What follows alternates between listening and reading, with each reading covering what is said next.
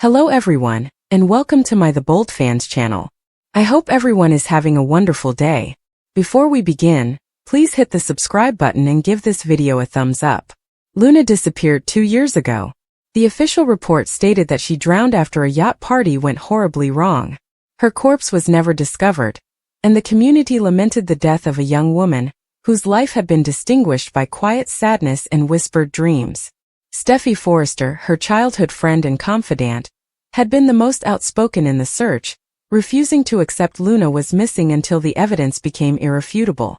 Hope Logan and Katie Logan, sisters with troubled histories, had been by Steffi's side, each dealing with their own guilt and anguish over Luna's absence.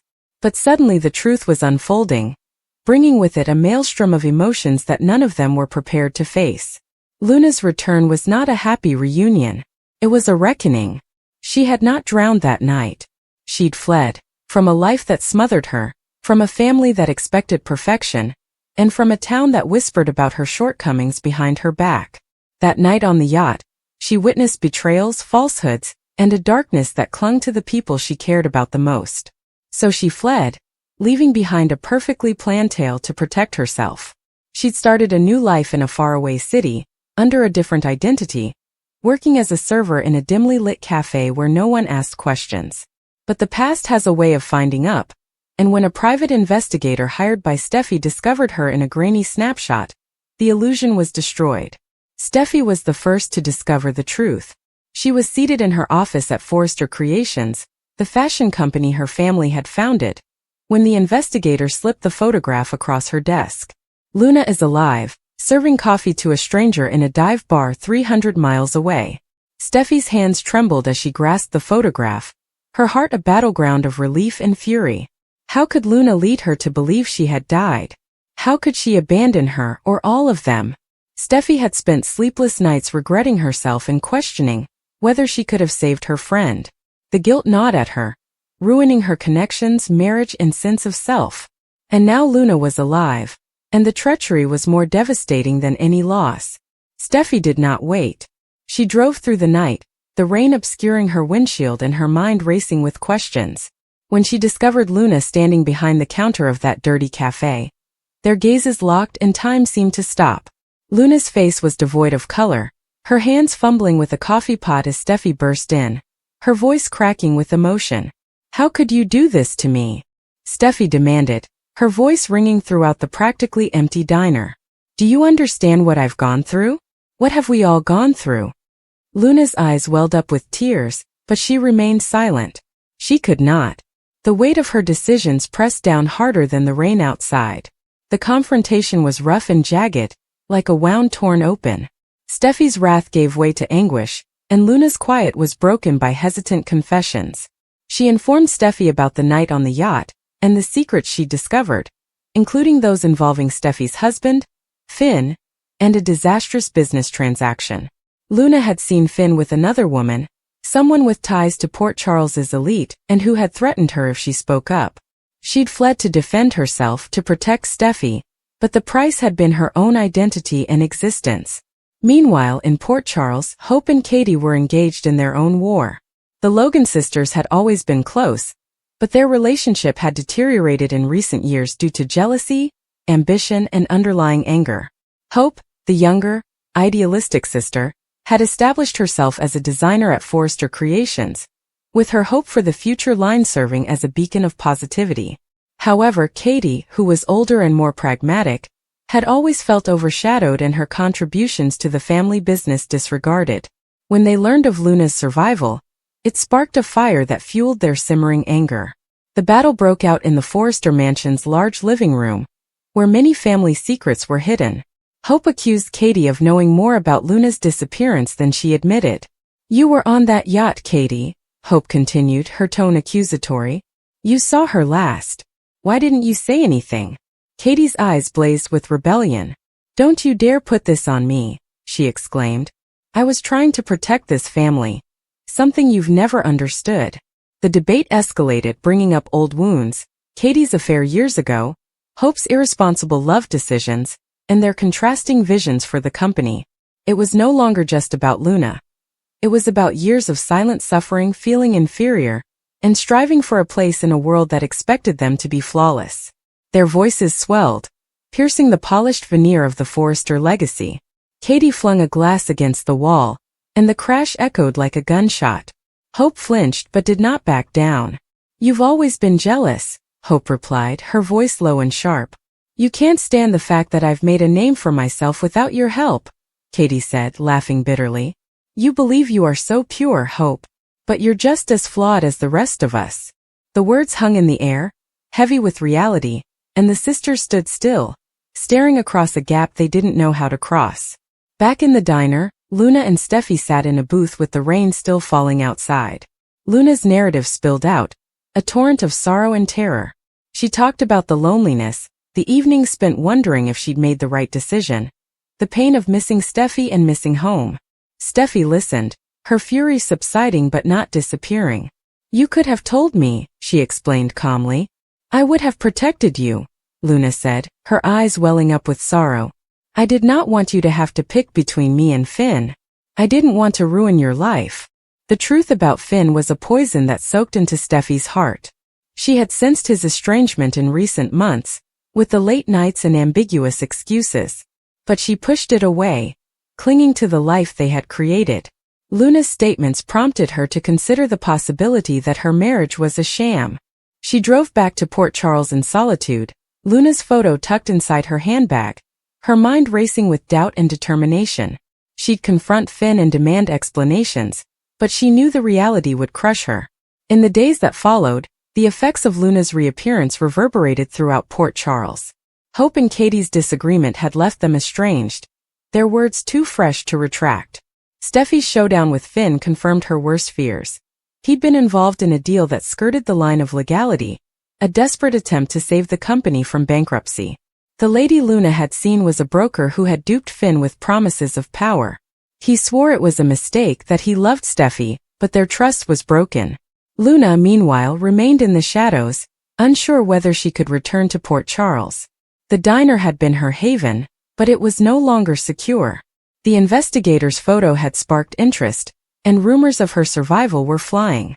She packed a little bag and prepared to leave again, but Steffi discovered her first. "You're not leaving," Steffi responded, her tone stern but not harsh. "Not this time. We'll face this together." The two women stood on the pier where Luna had vanished, the rain now a light drizzle. The town spread out before them, its lights obscured by the mist, a sight of both beauty and agony. Steffi took Luna's hand as a gesture of forgiveness and hope.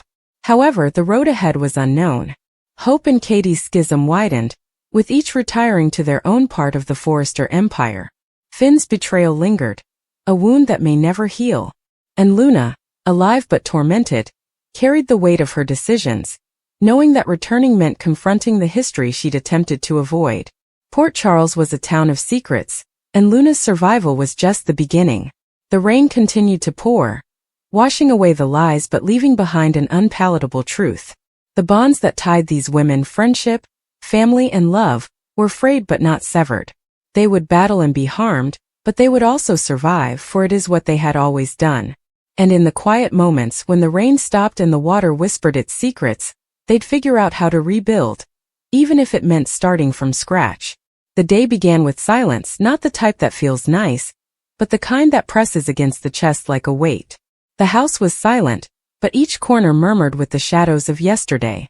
Steffi sat on the side of her bed, her hands quivering against the blanket, attempting to make sense of the phone call that had broken the delicate reality she had been holding onto.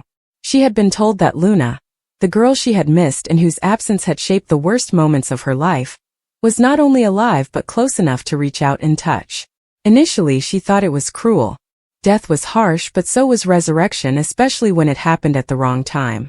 For months she had carried her anguish, wrapped it into her bones, and allowed it alter the pattern of her breath. She had told herself that life could not return what it had taken, and that some things were irreversible. But now that she knew Luna was alive, she felt as if every tear she'd cried was mocking her, and every night she'd spent saying apologies to the darkness was a performance for an invisible audience. She moved down the steps slowly, like a woman swimming through water, her body heavy but her mind racing. Hope sat stiffly on the couch, her eyes darting to Steffi and then away, as if remorse or secrets were hidden between her lashes. Hope had known before Steffi, and this wounded worse than the news itself. "You should have told me," Steffi muttered, her voice cracking not from rage, but from tiredness at being kept out of things that concerned her heart. Hope tried to explain how she found out, and how she didn't want to believe until the proof was clear. However, explanations are rarely sufficient when the wound is raw. Steffi's chest burned and her voice rose, spilling out in fragmented pieces. "You let me drown in it. You saw me come apart while you remained silent." Katie entered just then, adding to the tension in the room. She had her own thoughts about how the truth had been handled, which clashed with Hope's defenses. What began as hushed discussions grew into heated charges, with Hope saying she did what she thought was right and Katie insisting her decisions were selfish. Their dispute exploded like thunder, with voices overlapping and hands gesticulating in frustration, each phrase compressing the air. Steffi watched them, feeling smaller with every passing moment. It wasn't truly about them. This was about Luna, the girl she had lost and found again, and the never-ending ache that throbbed even when the prospect of reconciliation loomed before her. But the fight continued, becoming louder and more personal, unearthing ancient grievances. Hope accused Katie of constantly being on higher ground, while Katie accused Hope of violating trust too frequently. Words like betrayal, selfishness, recklessness, and heartlessness filled the room like shattered glass. Steffi wanted to shout at them to stop, to remember that life had just rewritten the rules, and that Luna's survival should have meant hope rather than conflict. But her throat tightened, and instead of screaming, tears flowed. They did not notice at first. She was only a shadow against the wall to them, mute as they fought. It wasn't until her sob became loud enough to echo throughout the room that both ladies paused. Their rage hung in the air like fog. "I don't care about your fight," Steffi exclaimed, her voice harsh. "I care for her. I'm concerned about the years I lost believing she was gone. I am concerned about what that done to me. Do you know what it's like to bury someone in your heart, just to be informed that your grief was for nothing?" The silence that followed was crushing, with remorse seeping into every space. Hope looked down, Katie squeezed her lips together, but the harm remained between them. Steffi exited the room, her feet leading her outside, where the air was harsh on her skin. She needed space to breathe away from the clamor of their conflict. She remembered Luna's giggle, her eyes, and how she used to fantasize aloud about impenetrable futures. Steffi had replayed those memories until they blurred, but suddenly they returned with agonizing clarity. Was Luna the same? Had she changed in ways Steffi couldn't have imagined? The questions gnawed at her, and she was afraid that reunion would not heal but rather widen the divide between the living and the dead. The day was long. Even when their voices died down, Hope and Katie's dispute hung over the house like storm clouds. Each nook was still vibrating with the weight of things uttered and unsaid. Steffi sat alone, clutching a snapshot of Luna, the corners worn from excessive caressing. "I don't know how to do this," she said softly to the photo, her voice breaking. "I'm not sure if I can face you. I'm not sure if I'm strong enough to love you all over again." The darkness darkened. She could hear Hope moving restlessly upstairs and Katie pacing in the kitchen while on the phone. Their problems seemed so far apart from what mattered, but they were all enmeshed in the same web of pain. None of them were immune to it. When Steffi finally closed her eyes, she dreamed of Luna, not as a kid or a memory, but there before her, living, reaching out with hands as trembling as her own. Even in the dream, Steffi hesitated, fear anchoring her in place. Waking up felt no different. She realized that tomorrow would require more strength than she had now. Luna's survival story was about more than just regaining life. It was about grief refusing to let go. Steffi felt both blessed and cursed, her emotions split between relief and hate. And somewhere inside, a small truth whispered, "Sometimes regaining what you lost does not cure you. It simply reminds you of how deep the hurt was in the first place." As a result, the house remained full of shadows, fragmented voices, and broken hearts, while Steffi bore the painful awareness that love and grief had always been intertwined, knotted beyond repair. The house didn't sleep that night. Even after the lights went out and the world outside seemed calm, every wall contained murmurs of incomplete sentences and pain that no one had the confidence to expose. Steffi strolled down the dimly lit hallways, her hands tracing over the cool surface of the walls, attempting to ground herself in something real. The news that Luna was still alive was too large and overpowering for her to digest in one night. It was like waking up and discovering gravity had shifted, and the ground underneath her wasn't where she thought it was. She recalled Luna's disappearance, the day everything crumbled. Despite the passage of time, the memory remained fresh. She could still remember how the phone rang and how her stomach fell when the word "she's gone" came over the receiver. The weeks that followed blurred into a cloud of numbness. Days spent staring out windows, nights curled up on the floor because the bed felt too huge and empty. She'd promised herself she'd never forget the sound of Luna's voice, but grief had a terrible way of taking even that. And now to be told that the years of sorrow had been a mistake, it was nearly too much to bear. Steffi wondered whether she should be grateful or furious. Did the universe repay her, or was this just another form of punishment? Hope's voice lingered in her head, their conflict still hot. Hope had stated that she remained silent because she wanted to be certain, since giving false hope would be much crueler. Maybe she was correct. Perhaps silence had been the safer option. But for Steffi it felt like betrayal. A friend should have shared the load rather than carrying it in secret while she drowned alone. Katie's harsh remarks were no better. Her conviction that Hope had acted selfishly just added to the tension, as if they had forgotten Luna's name in the midst of their own conflict. Steffi rested her face against the cool window glass and closed her eyes. She imagined Luna standing on the other side of the glass, inhaling the same air, alive. Would she run towards her? Or would she freeze, terrified to touch something that could disappear again? She did not know. The sound of footsteps interrupted her thoughts. Katie was holding a cup of tea, her face exhausted but softened now that the conflict had over. She placed the cup on the table beside Steffi without speaking at first.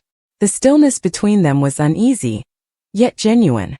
Katie finally replied quietly, "She's alive, Steffi. That is all that matters." Steffi didn't respond.